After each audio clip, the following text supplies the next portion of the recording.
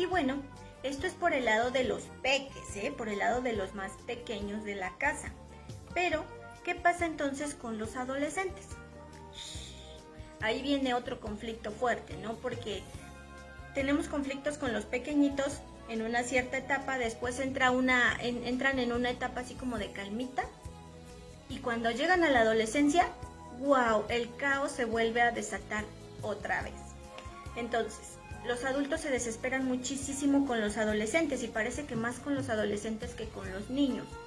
¿Por qué?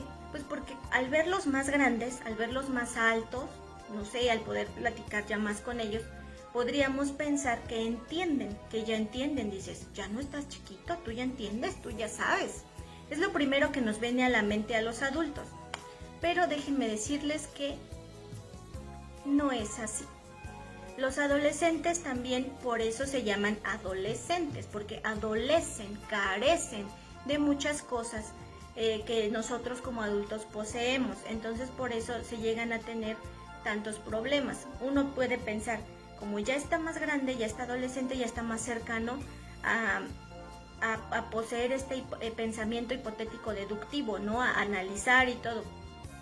En teoría, porque realmente los adolescentes carecen de muchísimas cosas, y ya sabiendo esto también, nosotros tenemos que aprender a establecer estos canales correctos de comunicación con ellos y entender que un adolescente está pasando por una etapa de reconstrucción y luego de reconstrucción de su mismo ser, de su misma persona, de su personalidad, y de todo dentro de él se agita, se mueve, se sale de control.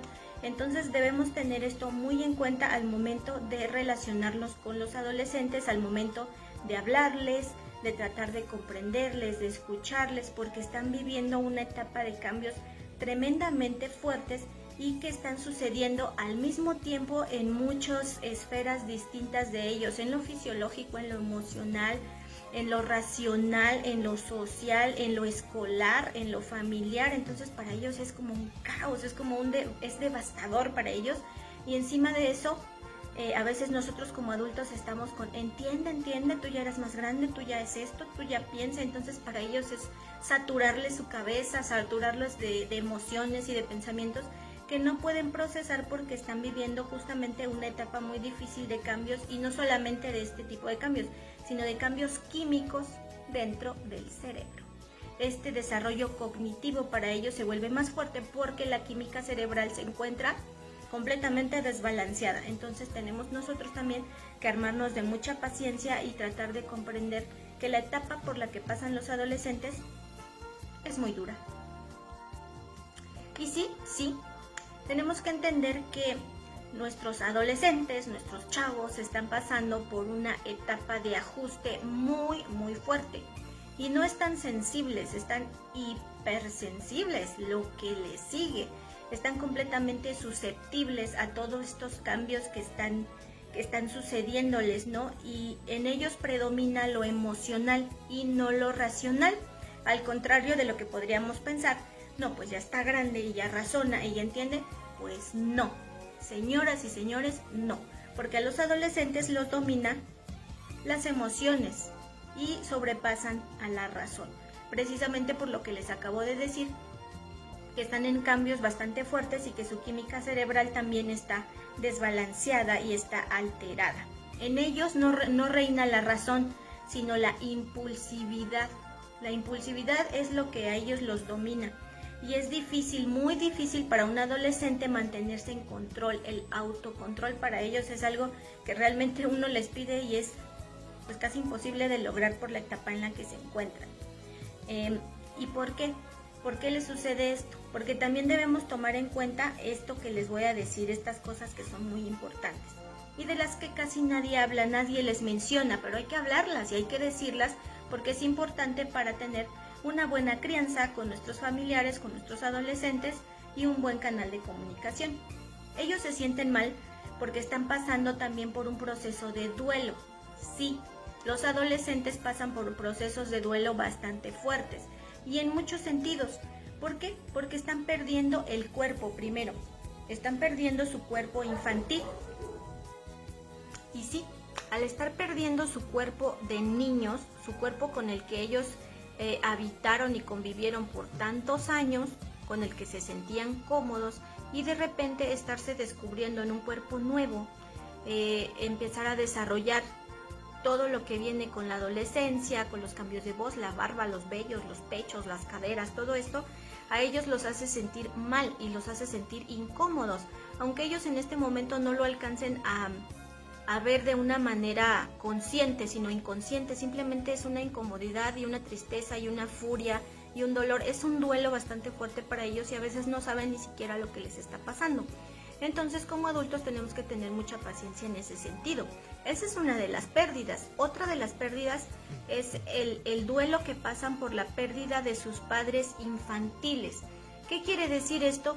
Que nosotros como padres con nuestros hijos somos unos padres con nuestros niños cuando son muy pequeños. Somos otros padres cuando ya empiezan a entender, cuando ya tienen entre 5 o 10 años. Y somos otros padres cuando los niños entran en la adolescencia y la juventud. ¿Qué quiere decir? Que vamos cambiando poco a poco el trato, vamos poco a poco cambiando las palabras, la manera de expresarnos, la manera de convivir con ellos. Y a veces para los adolescentes o los niños que ya van pasando esta etapa adolescente es difícil el dejar de sentir a lo mejor aquel arrullo, aquel apapacho, aquel ya no puede dormir con mamá, aquel regalo que ya no está porque ya no son tan pequeños, porque hay un periodo de ajuste bastante fuerte. Entonces es otro duelo que ellos están sufriendo, el perder a sus padres, a los padres también que conocieron por tantos años, porque los que tienen ahora en esta nueva etapa también están cambiando con ellos. No es porque los dejen de amar, no, simplemente porque tienen que ajustarse también de acuerdo a la etapa de desarrollo y a la edad que van teniendo sus pequeños. Entonces esto es muy difícil para los adolescentes. Sí, es difícil, ¿por qué? Porque tienen otra pérdida más, también lo que es la pérdida de su identidad como niños. Ya no son niños y se encuentran en una etapa intermedia, porque ni son niños ni son adultos. Entonces están en una etapa de cambio muy fuerte y para ellos es bastante desagradable ni ser pequeñito ni ser un adulto tampoco, de repente no poder sentarse a dialogar con los adultos, pero tampoco ya entenderse con los niños. Entonces para ellos es muy difícil porque están en la búsqueda de su identidad, de su yo, de su ser. Entonces en lo que ellos lo encuentran esta etapa de ajuste con sus emociones, con su familia, con sus amigos, para ellos es súper difícil. Y les vuelvo a repetir, ellos tampoco son capaces de poseer el pensamiento hipotético deductivo a un 100%, porque también se están desarrollando, también están pasando a estadios superiores como escalón por escalón, pero poco a poco. A veces los adultos nos desesperamos porque dices, bueno, es que ya estás grande. Los vemos grandes en estatura, pero realmente cognitivamente, mental y emocionalmente son pequeños y todavía carecen de muchas cosas. Así que, de hecho, otro punto muy fuerte a tener en cuenta, muy importante, es que el pensamiento hipotético deductivo que nosotros como adultos poseemos comienza su desarrollo alrededor de los 12 o 13 años. Así que cuando los pequeños entran en esta etapa de la adolescencia o preadolescencia, tampoco tienen desarrollado su pensamiento hipotético deductivo. Empiezan a desarrollarlo, les repito, entre los 12 y los 13 años. Y según estudios, este desarrollo culmina alrededor de los 23 años. O sea que imagínense por todo lo que pasan los adolescentes. Entonces, como papás, como adultos responsables, hermanos mayores, tenemos que tomar muchísimo esto en cuenta y tener mucha paciencia con ellos. Los adolescentes cometen una serie de errores garrafales y gigantescos y malas decisiones, pero es parte normal de su desarrollo. ¿Por qué? Porque la parte frontal del cerebro, donde se encuentran estas funciones de raciocinio, de decisiones, se encuentra inacabada. Su lóbulo frontal se está desarrollando, se está esponjando como un panecillo en el horno. Entonces debemos tener bastante paciencia con nuestros chavos, porque efectivamente a veces nos molestamos, es que no sabes lo que haces, que no entiendes. No, efectivamente no saben lo que hacen, no entienden, no son capaces de razonar, no son capaces de pensar que se pueden poner en peligro, que una mala decisión los puede meter en un problema. que las malas amistades les pueden traer conflictos. Perfectamente no lo saben, no lo saben. A veces uno entra en desesperación y montas en cólera y te molestas porque, oye, ya eres grande, ya tienes 14, 15 años y no entienden. Su lóbulo frontal está inacabado, le falta desarrollo. Ahora imagínense, si empieza el desarrollo entre los 13 años y culmina por ahí de los 23, pues con justa razón los adolescentes por eso a veces hacen lo que hacen.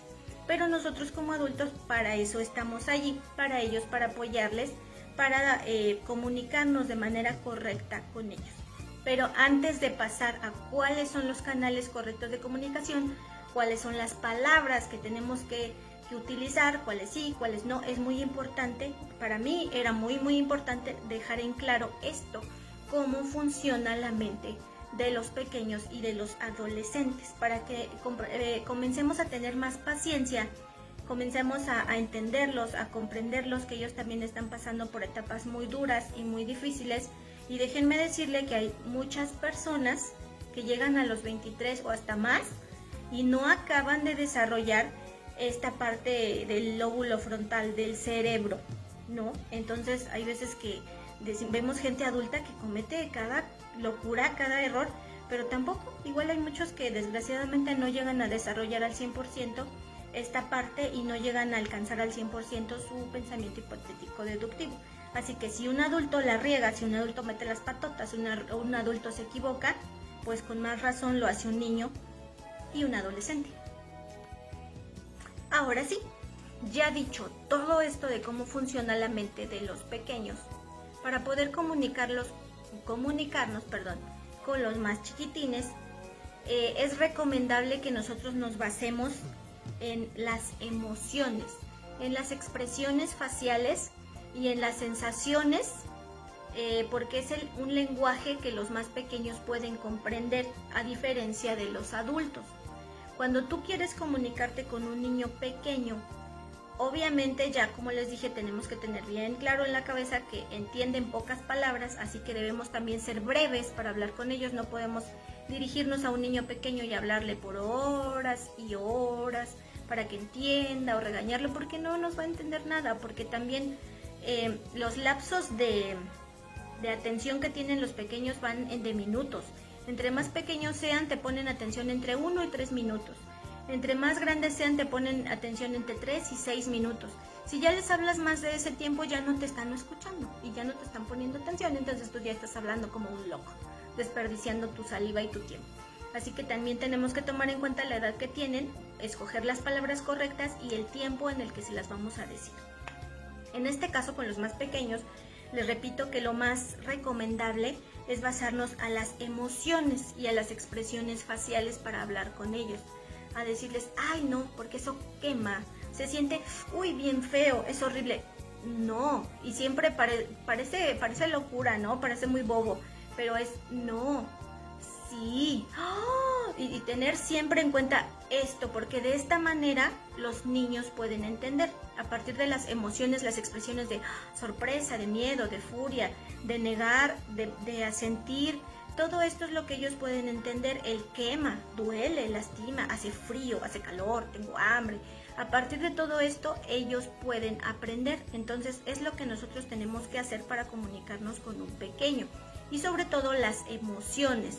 Ceñirnos muchísimo a los sentimientos y a las emociones, porque es el lenguaje que los más pequeños comprenden. En cambio, con los adolescentes, ya es una mezcla, porque los adolescentes, como les digo, no poseen el pensamiento hipotético deductivo así grande, ni un gran nivel tampoco de raciocinio, pero ya comprenden mucho más que un pequeño que tiene 3 o 4 años. Un chico que ya tiene 12 o 13 años ya tiene una capacidad más grande de escuchar, ya tiene una capacidad más grande de pensar un poquito, de analizar un poquitín más las cosas. Entonces con ellos nos vamos a referir o vamos a tratar de comunicarnos de manera mixta o mezclada. ¿Qué quiere decir? Que vamos nosotros a apelar a sus emociones y a su razonamiento. Aunque su razonamiento sea poco todavía, vamos nosotros a apelar a estas dos cosas. Por ejemplo, con un adolescente no sé, si comete alguna acción que está fuera de los parámetros que se les han marcado, por ejemplo, salirse sin permiso, ahí se pueden apelar a las dos cosas, que es la emoción. Decirle, ¿te imaginas? Me siento muy preocupada. Estamos metiendo en su mente esa emoción, esta sensación de, me preocupaste, me sentí muy mal, no sabía qué hacer. Y decirle, apelar a su razón y decirle, ¿te imaginas lo que hubiera pasado? Te pusiste en peligro, no pensaste que quizá no había nadie en la casa, que te podías haber quedado fuera, que alguna otra persona pudo haberte hecho algo mal. Imagínate si algo te pasa, nosotros te queremos, estábamos preocupados.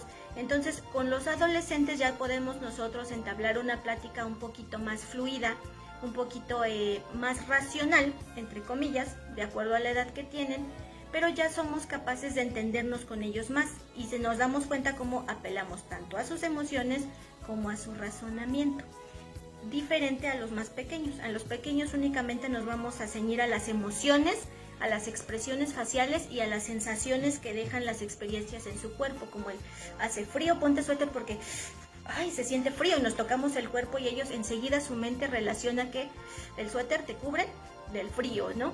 De que no agarres eso porque duele, quema, está caliente, o eso no se hace, o eso está bien, eso es muy triste, pobrecito, está feo. Esto es lo que nosotros tenemos que hacer. No podemos hablarle a un niño como le hablamos a un adolescente, y tampoco podemos hablarle a un adolescente como le hablamos a un adulto, como le hablamos a nuestros iguales. Entonces tenemos que comprender que las palabras son diferentes, las etapas son diferentes, los niveles de desarrollo cognitivo son diferentes, y los cambios que están sufriendo tanto los más pequeños como los adolescentes, pues son un abismo de distancia entre las emociones y sensaciones que experimentan tanto uno como otro.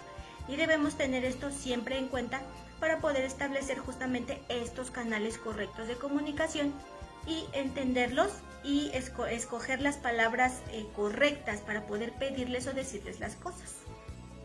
Ya dicho todo esto, para poder comunicarnos, para poder hacer que ellos entiendan, sobre todo que obedezcan lo que uno les está pidiendo, debemos utilizar ciertas palabras, unas sí y unas no. De plano esas no las podemos utilizar, porque lo que vamos a hacer es que los niños se pongan más rebeldes o se cierren a nosotros, y entonces mucho menos nos van a obedecer. Debemos tener en cuenta que no es lo mismo educar que adiestrar.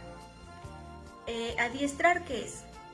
Cambiar la conducta de un sujeto a través de premios y castigos, para que la modifique a la manera en lo que uno está buscando que haga este sujeto. Eso es adiestrar. Educar es diferente. Educar es estimular las habilidades, las capacidades que tienen los niños de aprendizaje, de desarrollo en todos los sentidos, como les decía. Eso es educar. Incentivarlos, motivarlos, apoyarlos, ayudarlos. Eso es educar. Al contrario, que es adiestrar, que es simplemente alterar la conducta del sujeto a través del premio y castigo, del premio y de lo bueno o de lo malo. Eso no lo debemos de hacer. Eso es parte ya de la educación antigua, de la educación tradicional, que ha venido trayendo muchísimos conflictos, problemas de identidad, de personalidad, de traumas y de infinidad de cosas que después ya platicaremos. Pero bueno, ya no podemos nosotros seguirnos ciñendo a ese tipo de educación tradicional, porque ya nos encontramos frente a otra etapa, frente a otro tipo de educación, tanto en casa como en la escuela. Entonces, bueno, para que nosotros podamos comunicarnos asertivamente con los pequeños, debemos utilizar los refuerzos positivos y no los premios. Es diferente. En ellos nosotros tenemos que generar hábitos, generar rutinas, para que entonces ellos puedan aprender y nos permitan comunicarnos con ellos de una manera sencilla, o simple o positiva, y cada uno realice lo que le corresponde hacer, y digámoslo así, como de buena gana, ¿no? Sin problemas, sin tantos conflictos, sin tantos tropezones ahí. Y sí, mis amados, como lo acabo de mencionar, no debemos premiar a los niños por sus actividades dentro de la casa. Tampoco debemos premiarlos por sus actividades escolares, porque esto, lejos de establecer buenos canales de educación y de comunicación, los van a echar a perder todos. Y vamos a tener muchísimos conflictos con esos pequeños, y más aún cuando entren en la etapa de la adolescencia. ¿Qué es lo que tenemos que hacer? Premiar, no, y castigar, tampoco. Entonces, ustedes se preguntan, a ver, Diana, entonces, ¿qué hacemos? Bueno, les acabo de mencionar el refuerzo positivo. No es lo mismo que un premio. Un refuerzo positivo es un estímulo que va a incentivar a los niños y a los adolescentes a ser mejores cada día en las actividades que hacen dentro de casa y en la escuela. Pero no vamos, estos refuerzos positivos, no tienen nada que ver con dinero, no tienen nada que ver con premios, con juguetes, con cosas que tengan que ver con cosas materiales. Un refuerzo positivo se da primeramente a partir de las palabras. Esa es como la primera etapa o el primer estadio. El refuerzo positivo viene con las palabras y el siguiente nivel con la convivencia, con los momentos que hacen que los chicos generen nuevos recuerdos y sensaciones gratificantes y placenteras que los va a hacer generar un hábito y así puedan generar una rutina de aprendizaje y de actividades que van a cumplir día a día sin tantos conflictos, a diferencia de los chicos que no tienen estos hábitos ni estas rutinas. Entonces, ¿cómo le vamos a hacer? Y ya ven, no le estamos dando un premio, no le estamos dando dinero, no le estamos dando un juguete, no le estamos comprando golosinas, no lo estamos atiborrando de videojuegos, simplemente estamos utilizando palabras clave, palabras que a ellos los hacen sentir bien y quieren quedar mejor con nosotros, entonces se van a esforzar más y más. Si nosotros no aprendemos a utilizar estas palabras clave y para que ellos nos obedezcan o entiendan, empezamos, si pasas bien la materia o si te va bien en la escuela, te compro un conejo, te compro un hámster, si acabas la tarea, te llevo a la tienda, si haces esto bien, te voy a comprar tal cosa en tu cumpleaños, un juguete, si tú te apuras con tus cosas, yo te voy a regalar esto. Eso está mal y nos va a generar muchos problemas cuando los chicos crezcan más, porque van a ser pequeños tiranos que van a estar acostumbrados a que si uno no les da, ellos tampoco son capaces de dar o de hacer cosas. Se van a acostumbrar a que el amor, la ayuda, la atención tiene precio y si no lo pagas, pues no lo das. Entonces ellos deben aprender a ser personitas empáticas, a ser personitas comprensivas, a ser personas solidarias y no a ser personas interesadas. Así que les repito, es que si te va bien en la escuela, es que si te portas bien, es que el hámster, el conejo, por favor dejen de hacer eso. De verdad no saben los problemas a los que se van a enfrentar cuando estos niños crezcan, se vuelvan adolescentes y jóvenes y entonces no solo les pidan, les exijan que les den cosas de cierto precio, de cierta marca, y si no se las dan, los van a despreciar, no les van a hablar, se van a enojar, les van a gritar, entonces ustedes van a entrar en un caos y van a decir, ¿pero qué es esto? ¿Por qué se comporta así? Porque desde el momento que ellos están creciendo y están aprendiendo, en lugar de darles estos refuerzos positivos, en lugar de hacerlos empáticos, los estamos haciendo tiranos y les estamos dando premios por hacer cosas que son su responsabilidad y son sus obligaciones dentro de la casa y dentro de la escuela. Así que vamos a cambiar ese esquema de premios porque está completamente errado. Simplemente piensen en esto. Darle tiempo de calidad a un niño no significa que estemos todo el tiempo con él o que los atiborremos de cosas, no. Simplemente generar con ellos recuerdos y experiencias placenteras que se queden grabadas en su cabeza y que haga que ellos quieran más. Entonces no tenemos que invertir en eso. Simplemente piensen que la cantidad de juguetes que tienen algunos niños en sus casas, que son gigantescas, son directamente proporcionales a todo el tiempo que sus papás no pasan tiempo con ellos, al tiempo que sus papás no les dedican, que no les hablan, que no les incentivan, simplemente les dan premios. Y eso está mal, eso es algo que tenemos que cambiar para poder establecer canales correctos de comunicación con nuestros niños y evitar, en medida de lo posible, tantos problemas dentro de la familia. Así que sí, mis amados y mis amadas, seamos pacientes, seamos conscientes, seamos empáticos también y solidarios con nuestros propios niños y adolescentes, porque en algún momento nosotros también lo fuimos, nosotros también carecimos y adolecimos de cosas. Simplemente les dejo esto al final como una reflexión. Tratemos de ser los adultos que nos hubiera gustado que fueran con nosotros. Tratemos de ser los padres o los hermanos mayores que nos habría gustado tener cuando éramos pequeños. Y les aseguro que a partir de este análisis, de todo lo que platicamos el día de hoy, si lo ponen en práctica, si lo aplican, utilizando las palabras correctas, siendo pacientes, entendiendo las etapas en las que cada uno se encuentran, vamos a disminuir muchísimo los conflictos y vamos a comenzar a avanzar poco a poco como familia en conjunto. Tener en cuenta que nosotros como adultos no somos los dueños del saber absoluto, no lo sabemos todos, nosotros como adultos también necesitamos educarnos, necesitamos aprender cosas y sobre todo desaprender, porque los adultos tenemos también ya muchos vicios, muchas mañas, muchas cosas que aprendimos de otra etapa de educación que están mal, que no nos traen nada bueno a nuestra vida. Pues es momento de desaprender esas cosas y aprender cosas nuevas en pro y en beneficio de nuestros niños y de nosotros mismos. Así que sí, amada comunidad hermosa y preciosa, les agradezco mucho por haber llegado hasta aquí, hasta el final de este video, de que me hayan puesto atención, y les recuerdo que sí, regálenme un like, un comentario, si esta información les gustó, les sirvió, les fue de utilidad, por favor compartan el video, y recuerden que los trabajadores sociales son geniales. Adiós.